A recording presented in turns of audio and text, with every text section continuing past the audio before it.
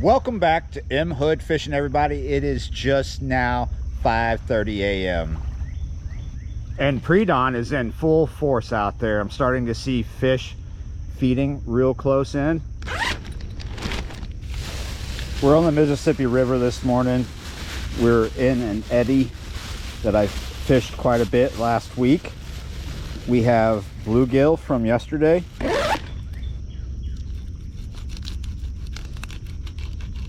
Got a nice kind of wooden table here. This piece of wood is just perfect in a way.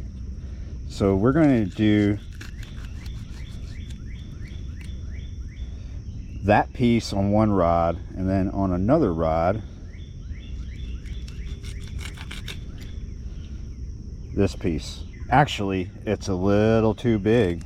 Cut that fin off and then cut it into two pieces. It's the back end of the gut pocket. Two rods out here this morning, but not the two that we were using last week. This is a 1/0 octopus here.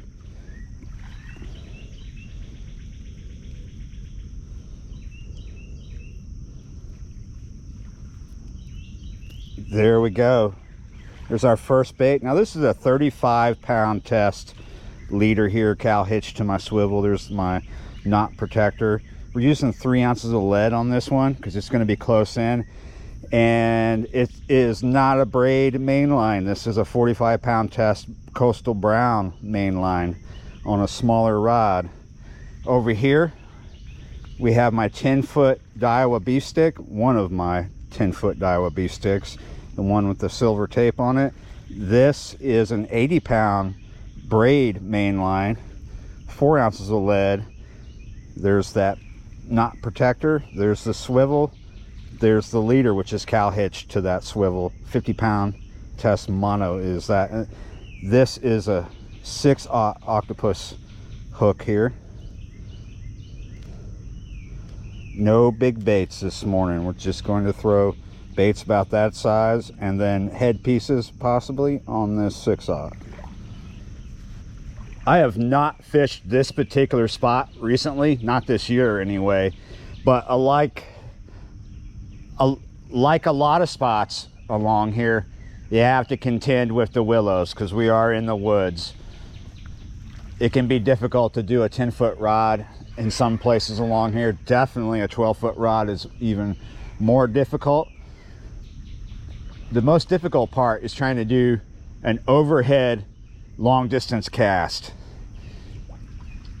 We will try that later when we have more light, but for the moment, let's come to the side here of this spot in between the trees and do a sideways cast.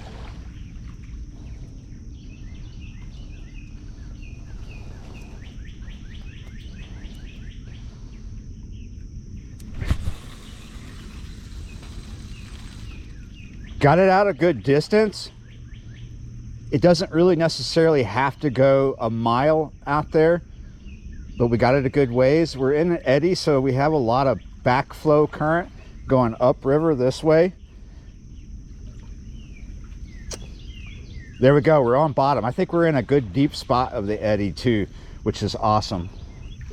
I think this morning is not going to be without issues, especially with this particular rod, this particular bait. Might be able to get it better when we have more light, we can see what we're doing. But for the moment, if we get a fish on this or we just have to bring it back empty, we might have issues unless we come all the way back to where we made the cast, because it is drifting. Even though it's a 4-ounce lead, that's strong current out there. It's drifting upriver really tight to all these willows, especially this one going out, see in the water. So the line is up tight against all that. Could be an issue bringing a fish in or just anything. As long as you can get the fish's head turned and bring them in front of that, that's good. Might have to get real creative and do something. Ooh, I don't know. But let's cross that bridge when we get there. This little bait, just a gentle lob, not far out there. The only reason why I wanted to do this spot first off this morning is because I know I can get into deep water close in. You have a really nice drop off really close in here, and that's why we're dealing with the dealing with the BS of this spot. It's just a little overgrown, and I'm not one to bring a sawzall out and cut a whole tree down. I'll trim a branch here or there, but I'm not down with topping big trees, or even like this right here. It's just a little ridiculous to end that tree's life just for a greater cast ability. And yes, I know you could argue that I'm not ending the tree's life, but I am severely doing some damage to it, because, you know, I'm not taking the root ball out. However, it's just a bit much to cut trees down.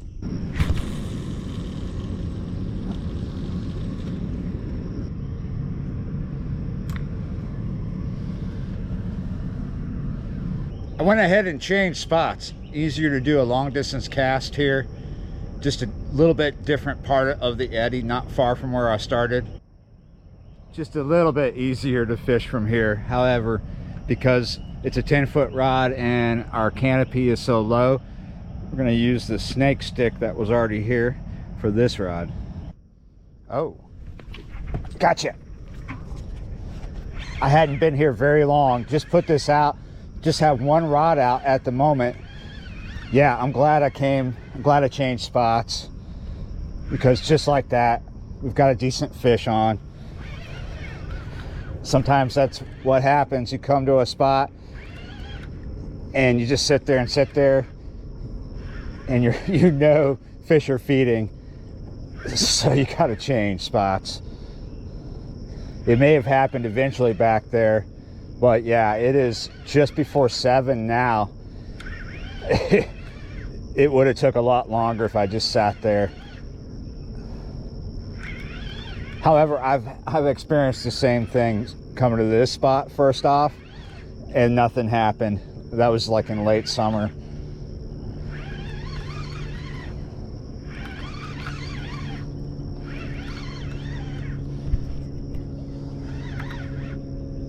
So far, still feels like a decent fish. We've got rocks in front of us. This is right where the rocks start here along this bank, and they go a good ways out. We got him right in front of us. Oh, not Moby Dick, as I love to say, but that is a decent fish to start the session on. I'm so glad I decided to come to this spot. Yeah, it's not a big catfish by far. Might not even really need to put the fish grips on them. Whoa, gotta be careful here. I don't want them to bounce on the rocks too much. Let's go ahead and grab the leader. Nice. Nice hookup in the corner of the mouth. That's where it should be. This was off that headpiece. This fish has one eye. Nice. It's only about sizes this morning, so I'm gonna let this one go.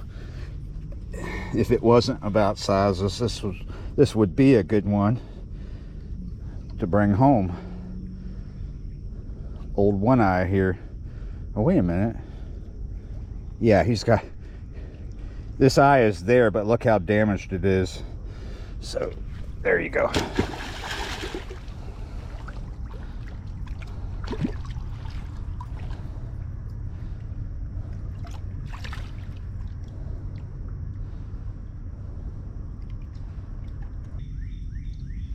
Got that bait back out there. This snake stick is supported by this big rock here. But if you're gonna support your rod in this manner, look at what I do. I always make sure that there's an eye, a guide, right up against the stick, to where when the fish takes, he's gonna pull on it, and eventually, if you're not paying attention, that's going to elevate, come up in the air, but that guide is gonna make it stop, give you enough time to grab it. We're gonna go ahead and put a little piece close in, out. Let's go with the back end of this gut pocket here.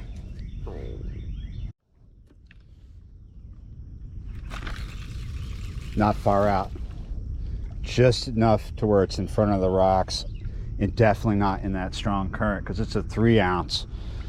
We do not want this second bait to drift underneath the other line. Oh man, right out of the corner of my eye, I saw that. I was watching this rod. Of course, the camera wasn't on. This is on that gut pocket. I wanted to make this video about the gut pocket and the Eddy. Oh, looks like we're on the road to success for that. Let's come up here onto these rocks. They're a little wet. It did rain yesterday afternoon at some point. We had thunderstorms come through. We had a lot of humidity in the air this morning, so a lot of dew. Oh, this is a nice fish. Remember, this was close in. It's about the size of the first one we caught. That's fine if that's all we do this morning, but of course we want to do more. We're here for big sizes, because that is definitely possible. Can't take my eye off the main rod here. Make sure we always got that in check. Find a decent place to kind of beach him up into the rocks a little bit. All right, I'm gonna just grab this fish. This part of the Eddy is paying off for the moment. Another decent eater size.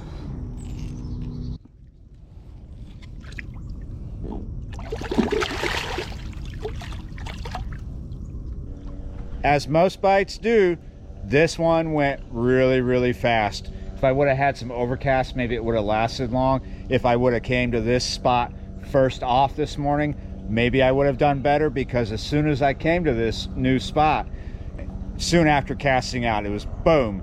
And then not too long after that, boom again. And then nothing. A couple little bites, but yeah, it has died. It is 9 o'clock. I'm gonna go ahead and get out of here so I can go do something.